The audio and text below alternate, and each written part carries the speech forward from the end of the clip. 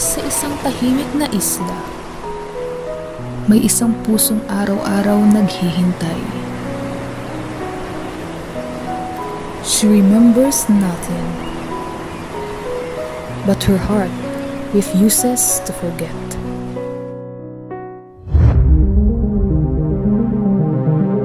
May sister, ano po masasabi niyo na kasama ko rin na tatay niya si Sir Gabriel, hindi yung ano. Sir Gabriel, anong collection niya kayo ng Sir Tandy Pub?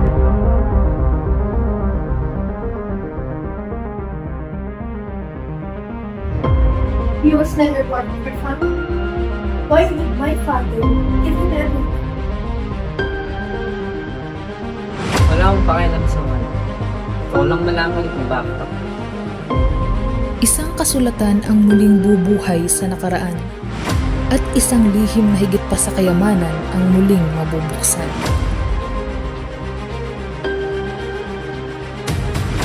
Your Honor, the will requires the state to be equally divided.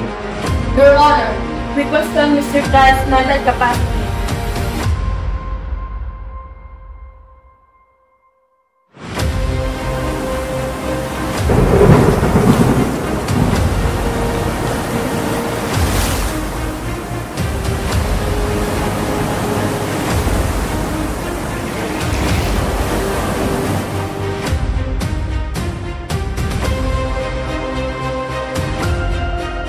Sa kabila ng panawagan na ilipat ang mga Vietnamese refugees sa mas ligtas na lugar, isang babae ang nais manatili lamang at maring tumangging lisanin ang isla ng Palawan.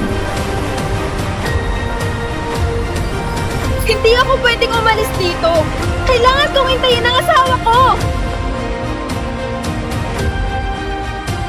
Ayon sa mga lokal, ang sinasabing babae walang maalala bukod sa mga salitang paulit-ulit nitong sinasabi tungkol sa hinihintay niyang asawa.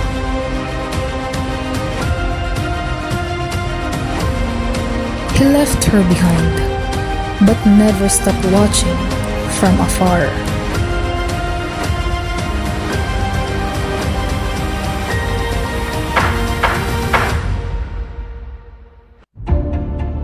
The ruling today confirms that the terms of testator Mr. Tran Lafang's will are legal, reasonable, and must be honored and followed accordingly.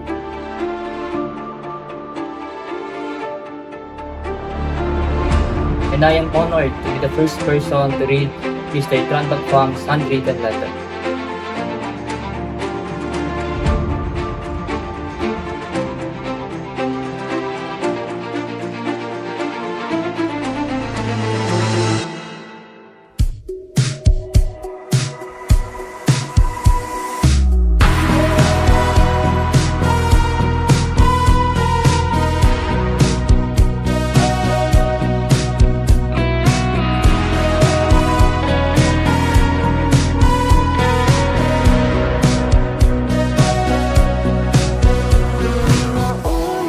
You could somehow recover your memory before I depart this world, so I could truly apologize for abandoning you.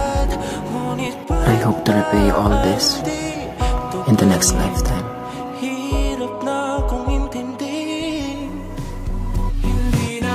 Memories fade, pero ang totoong pagmamahal ay hindi kailanman mawawaglit.